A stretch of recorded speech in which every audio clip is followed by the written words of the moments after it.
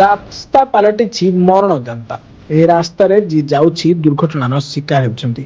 ପାଟଣା କେନ୍ଦୁଝର ଜିଲ୍ଲା ପାଟଣା ବ୍ଲକ ଅନ୍ତର୍ଗତ ମଲ୍ଲିପୋଷି ଛକ ଠାରୁ ସାରସକୋଲା ଗାଁକୁ ଯାଇଥିବା ରାସ୍ତା ସମ୍ପୂର୍ଣ୍ଣ ଖରାପ ହୋଇଯାଇଛି। ଏହି ରାସ୍ତାରେ ପ୍ରତିଦିନ ସ୍କୁଲ ଛାତ୍ରଛାତ୍ରୀ ଏବଂ ଦୁଇ ଚକିଆରୁ ଆରମ୍ଭ କରି ଚାରି ଚକିଆ ଯାନ ଯିବା ଆସିବା କରୁଛି। ଏହି ରାସ୍ତାରେ ବାରମ୍ବାର ଦୁର୍ଘଟଣା ଘଟୁଥିବା ବେଳେ ଜରୁରୀକାଳୀନ ଆମ୍ବୁଲାନ୍ସ ଗାଡ଼ି ଯାଇପାରୁନାହିଁ। ବାଧ୍ୟ ହୋଇ ଲୋକମାନେ ରୋଗୀମାନଙ୍କୁ 5 କିଲୋମିଟରରେ ବୋହି ବୋହି ନେଇ ମେଡିକାଲରେ ଭର୍ତ୍ତି କରାଉଛନ୍ତି। ମଲ୍ଲିପୋଷି ଛକକୁ ଆଣି ଆମ୍ବୁଲାନ୍ସ ଗାଡ଼ିରେ ରୋଗୀଙ୍କୁ ବସାଇବା ଏବଂ ସ୍କୁଲ ପିଲା ସ୍କୁଲ ଯିବାକୁ ହେଲେ ବଡ଼ ଅସୁବିଧାରେ ପଡ଼ିବା ଏହା ନିତିଦିନର କାର୍ଯ୍ୟ ହୋଇଯାଇଛି। ବିଧାୟକଙ୍କ ପାଖକୁ ଯାଇ ମଧ୍ୟ କୌଣସି କଥା କେହି ଶୁଣୁନଥିବା ଗ୍ରାମବାସୀମାନେ ଅଭିଯୋଗ କରିଛନ୍ତି। ଆଗକୁ ଦେଖିବାକୁ ବାକି ରହିଲା କେବେ ହେବ କେନ୍ଦୁଝର ଜିଲ୍ଲାର ମୁଖ୍ୟମନ୍ତ୍ରୀ ମୋହନ ଚରଣ ମାଝୀ ଏହି ସମସ୍ୟାର ସମାଧାନ କରୁଛନ୍ତି। କେନ୍ଦୁଝର ଜିଲ୍ଲାରୁ ଦଶରଥ ପାରଖୀଙ୍କ report, black eight news Odia.